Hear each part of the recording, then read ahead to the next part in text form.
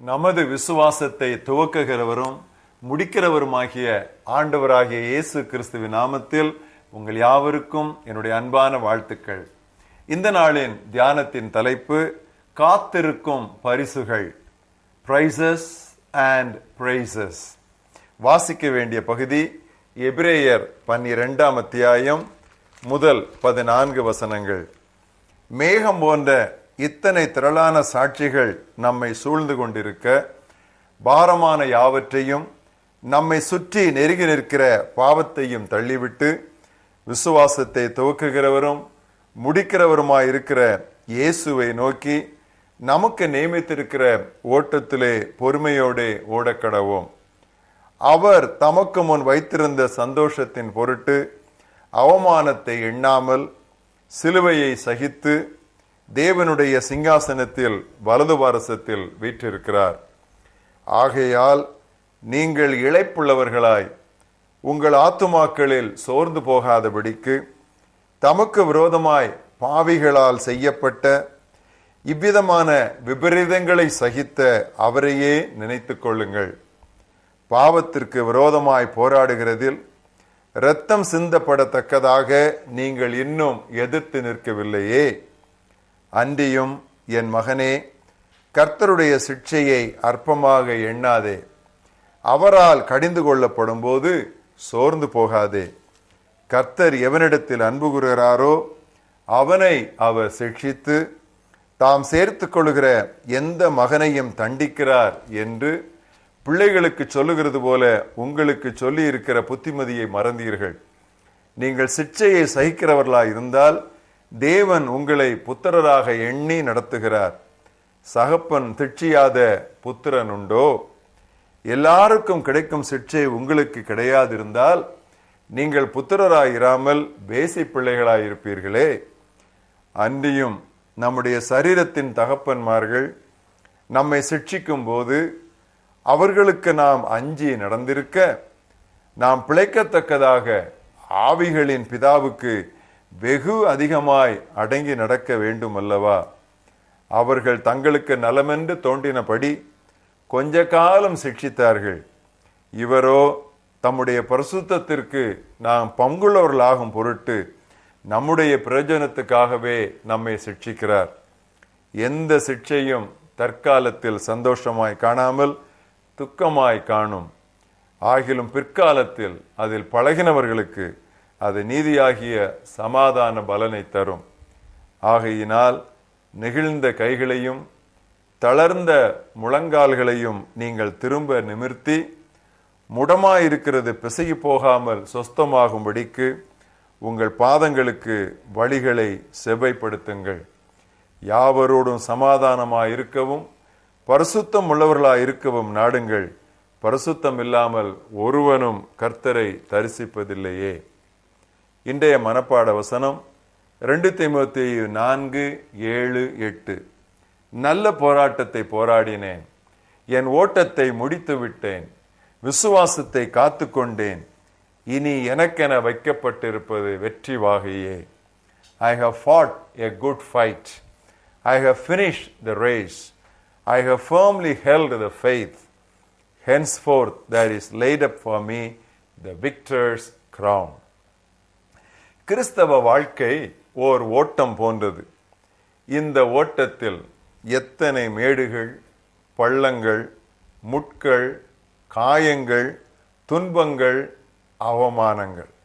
ஆனால் இவை அனைத்திற்கும் முடிவாக நாம் பரிசுகளை பெறப்போகிறோம் என்பது எவ்வளவு பெரிய ஊக்கம்! அந்த பரிசுகளை எபிரேயர் 12ஆம் அத்தியாயம் விளக்கி கூறுகிறது.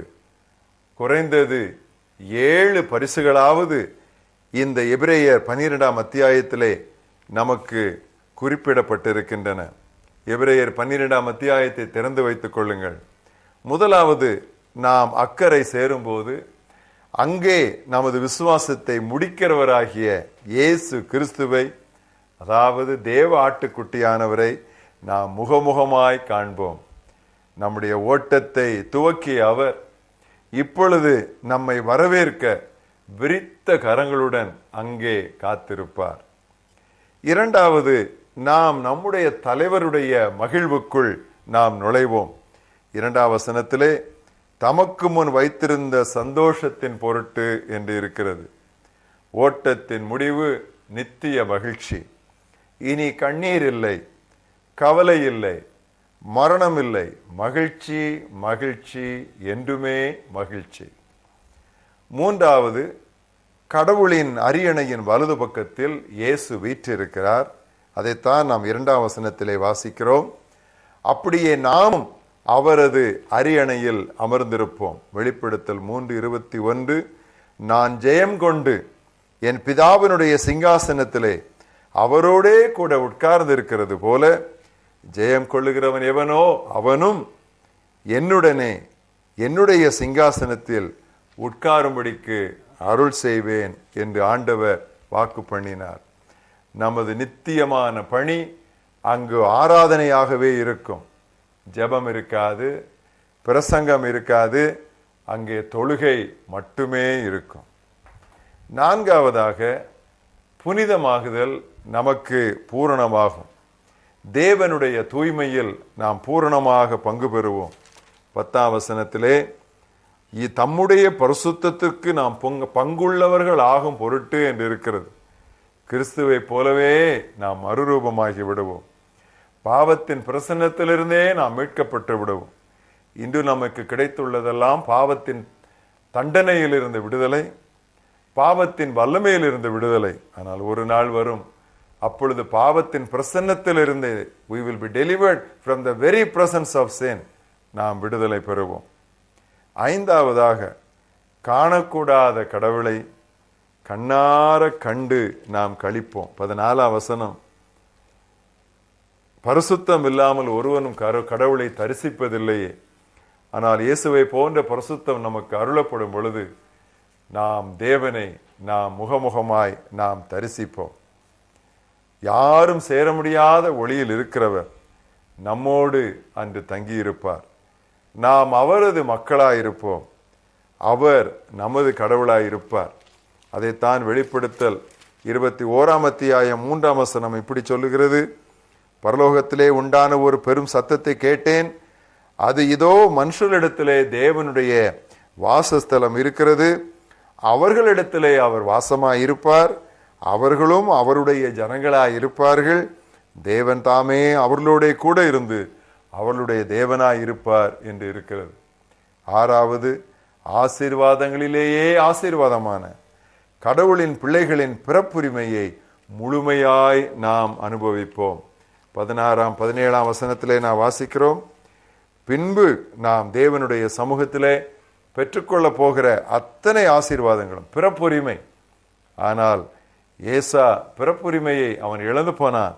நாமோ அந்த பிறப்புரிமையை முழுமையாக நாம் அனுபவிப்போம். எனவேதான் 1 கொரிந்தியர் 2:9-10 வாசிக்கிறோம்.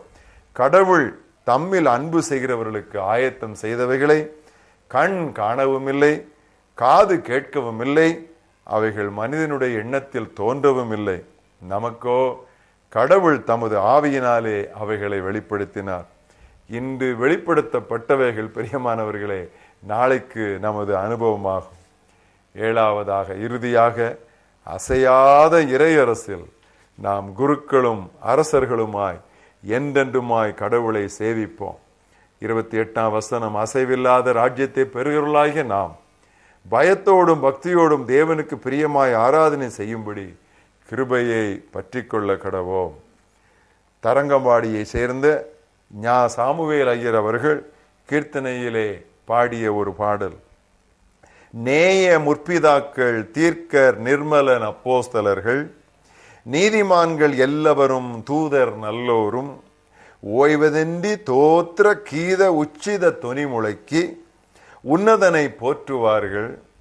பன்னரும் சிறப்பதுள்ள வான நகரத்தின் மேன்மை என சொல்லுவோம். கன வலன் நல வர கருள். என்ன அருமையாக அவர்கள் இந்த 12ஆம் அத்தியாயத்தின் ஆசீர்வாதங்களை எல்லாம் இரத்தின சுருக்கமாய் கொடுத்திருக்கிறார்கள் பாருங்கள். ஆம், நல்ல போராட்டத்தை போராடுவோம், ஓட்டத்தை முடிப்போம், விசுவாசத்தை காத்துக்கொள்ளுவோம். அப்பொழுது நமக்கென்று வெற்றி வாகை வைத்திருக்கும். எங்கள் நல்ல ஆண்டவரே, இந்த அருமையான தியானத்திற்காக நாங்கள் உமக்கு நன்றி சொல்லுகிறோம். முடிவிலே எங்களுக்காக காத்திருக்கும் பரிசுகளை நினைத்து நாங்கள் ஊக்கப்பட்டு உற்சாகமடைந்து இன்றுள்ள முட்கள், பாதைகள், மேடுகள், பள்ளத்தாக்குகள், பிரச்சனைகள், கவலைகள், கண்ணீர்கள் இவளை கண்டு நாங்கள் அஞ்சி விடாதபடி விசுவாசத்தை துவக்கிறவரும் முடிக்கிறவருமாகிய உம்முடைய குமாரனாய் இயேசு கிறிஸ்துவை மாத்திரம் நோக்கி பார்த்து பந்தய பொருளுக்காக ஓட நீர் எங்களுக்கு கற்றுத்தார். கர்த்தாவே, பாரமான பாவமான எல்லாவற்றையும் உதறி தள்ளிவிட்டு கர்த்தாவே நாங்கள் சிறகடித்து பறக்க நீர் எங்களுக்கு உதவித்தார்.